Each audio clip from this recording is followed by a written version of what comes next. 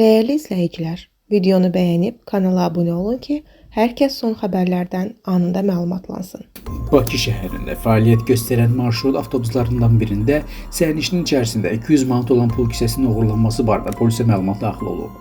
Daxili İşlər Nazirliyindən məlumat verilib. Bildirilib ki, daxil olmuş məlumat əsasında polis əməkdaşlarının həyata keçirdikləri tədbirlərlə cibgirlik etməkdə şübhəli bilinən, əvvəllər dəfələrlə məhkum olmuş 44 yaşlı Cəlaləddin Abdulzadə müəyyən olaraq saxlanılıb.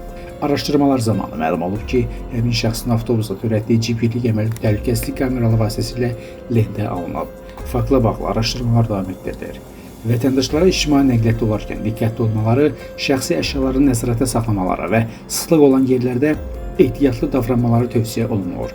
Bu kimi hallarla qarşılaşdıqda və ya şübhəli şəxslər gördükdə dərhal polisə məlumat vermələri xahiş olunur.